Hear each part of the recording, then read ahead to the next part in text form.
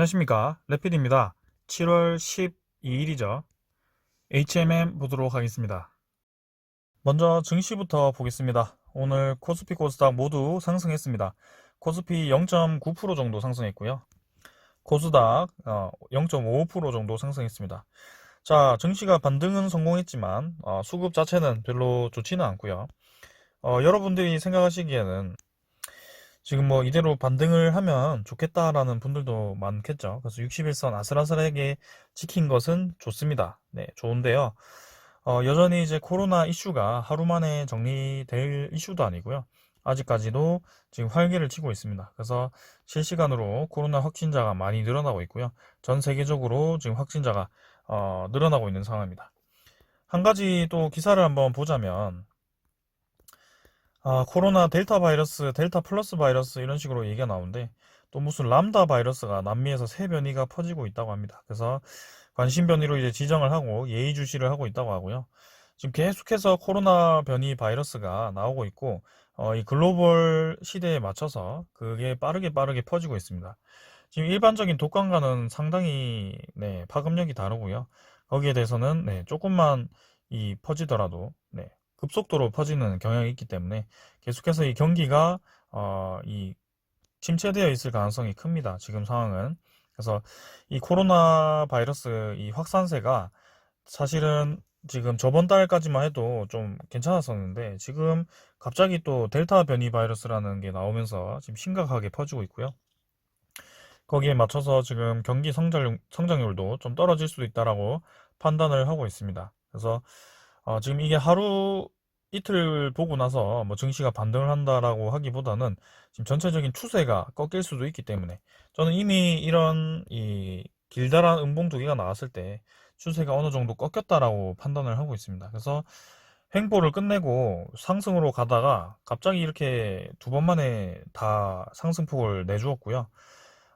분명히 지금 조금만 더 하락을 하더라도 이 오랜 박스권 안에 다시 한번 갇히게 되는 꼴이 됩니다. 그리고 21선이 또 하락을 할 수도 있고요. 지금 이 투자자만 보더라도 외국인 투자자가 1조 3천억을 나갔는데 오늘은 뭐 증시가 상승하더라도 거의 매수를 하지 않았고요.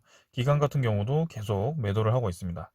자, 일례를 보면 제가 상당히 걱정하고 있는 것 중에 하나는 이게 이제 다 유동성 장세로 이렇게 급하게 올라왔다는 거거든요. 네, 급하게 올라왔는데 지금 이런 횡보 구간에서 가장 많이 매수를 하고 있는 세력 그게 개미입니다. 네, 개인 투자자고요.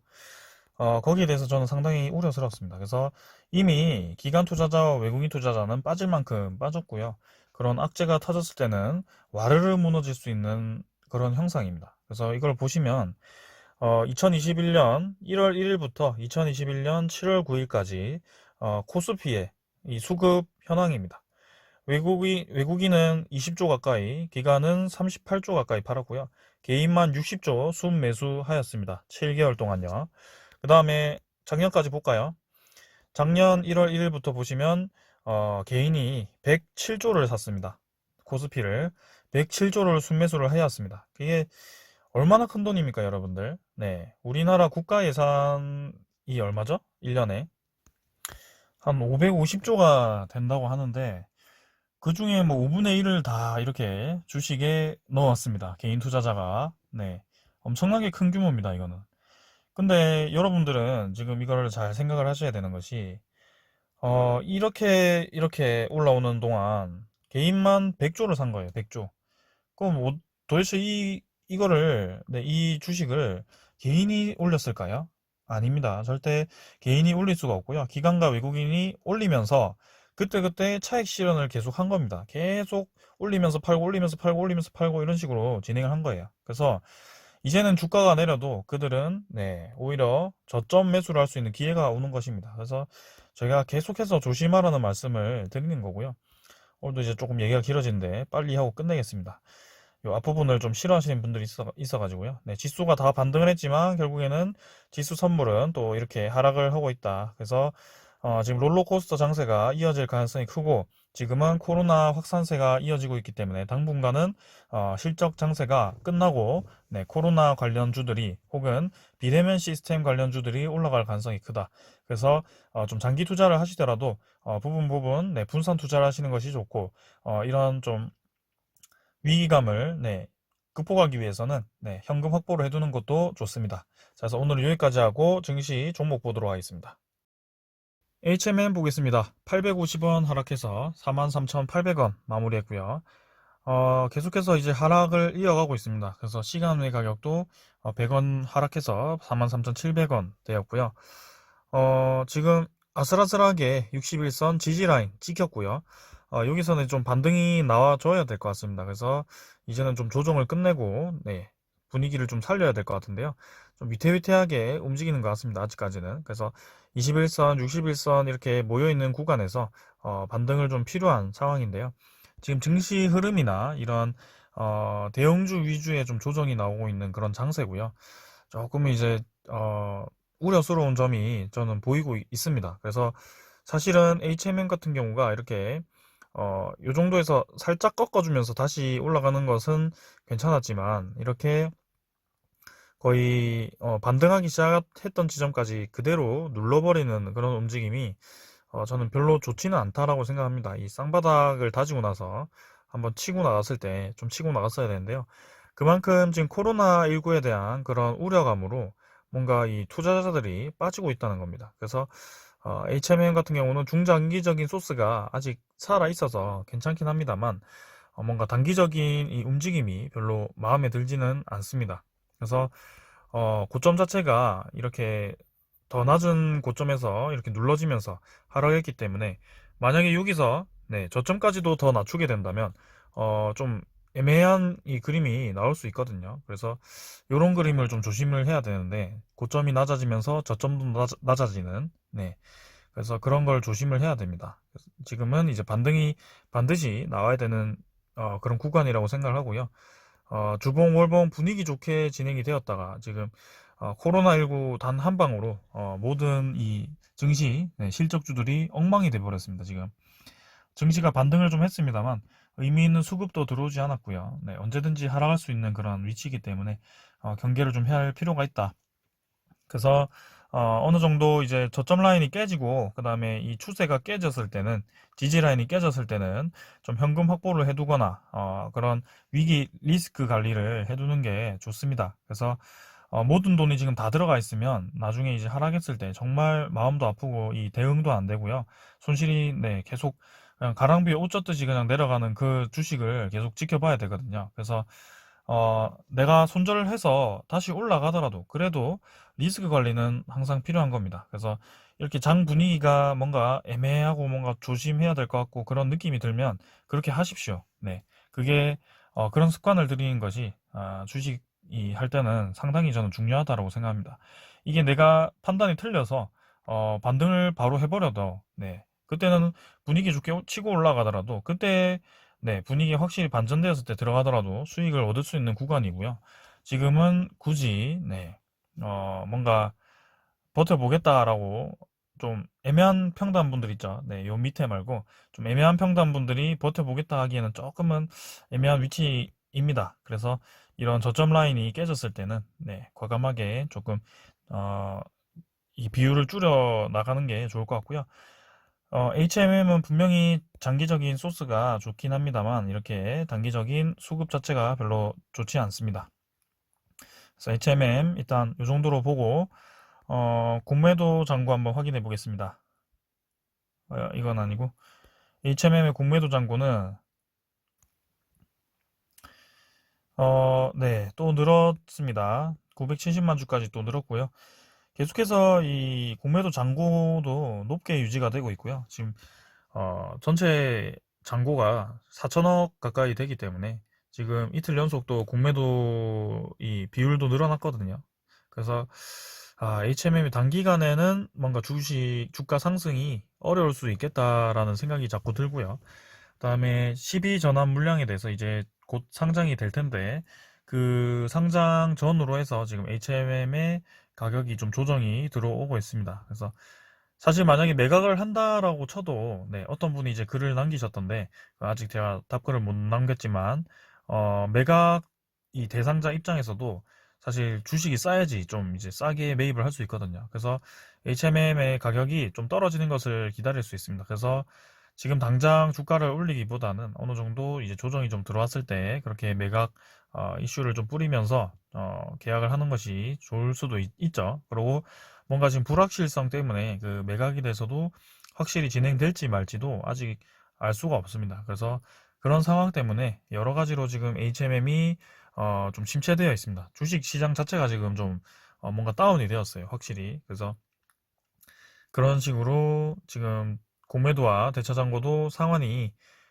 별로 되지 않고 있다. 뭔가 오를 신호가 보인다면 이미 상환이 좀 진행되고 있어야 되고 이렇게 이제 대차장고도 계속 늘어나는 게 좀 찝찝합니다. 사실은. 네. 그래서 단기간에 좀 하락이 나올 수도 있다라고 생각을 하겠습니다. 네. 계속해서 이렇게 좋지 않게 움직이니까요. 그래서 추정 물량도 80만 주, 외국인 당일이 72만 주인데요.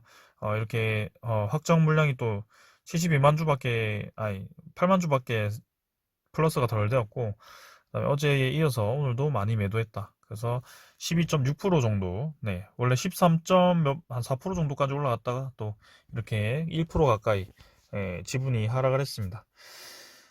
그래서 HMM을 포함해서 지금 실적주, 실적 회복주들, 네, 코스피, 코스닥 이런 종목들이 지금 움직임이 썩 좋진 않습니다. 그래서 여러분들도 좀 공격적으로 하기보다는 리스크 관리를 하시면서 좀 기회를 엿보는 것도 중요할 것 같습니다. HMM 분명히 네, 매각 소식 네, 그때 구체화되거나 아니면 2분기 실적이나 3분기 실적이 이제 계속 좋아질 그 기미가 있기 때문에 그럴 때 맞춰서 이제 5만 원까지도 치고 갈 수 있는데요.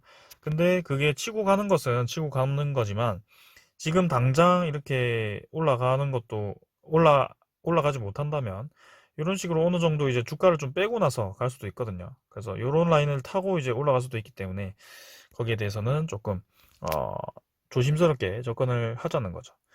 그래서 네, 지금 HMM뿐만이 아니고 제가 이제 모든 종목에 대해서 좀 주의를 드리고 있습니다. 그래서 관심 종목도 지금 바이오나 진단키트로 다시 한번 좀 힘을 주고 있고요.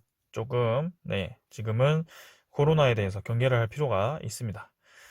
자, 요런 기사는 좋죠. HMM 주가 제2의 변곡점이 오나, 근데 좋은데 내용 자체를 한번 보면, 어, HMM 주가가 올해 하반기 들어서도 먹구름이 좀처럼 거치지 않는 모습을 보이면서 신통치 않은 흐름이다. 거기에 대해서 이유를 좀 살펴보겠습니다. HMM은 이제 지난달 30일 산업은행의 전환사채 만기일 전후부터 이날까지 올랐다 내렸다를 반복하면서 횡보장을 이어가고 있죠. 그래서 이 12물량에 대해서 뭐 바로 매각하지 않겠다라고 했지만 여전히 이제 그 매각에 대해서 좀 확실한 움직임이 있어야 될 것 같고요. 거기에 대해서 좀 관망하는 흐름이 나오고 있습니다. 그러고 이제 하반기 들어서 이 계속해서 이제 SCFI 컨테이너 운임 지수죠. 이게 증가를 하면서 3,930포인트까지도 올라갔습니다. 그래서 최고치를 찍으면서 실적은 당연히 지금 좋게 나올 예정이고 3분기, 4분기 또한 계속해서 이제 좋게 나올 건데요. 근데 여기서도 지금 설명을 하듯이 단순히 이제 주가가 실적만이 영향을 주는 것이 아니다.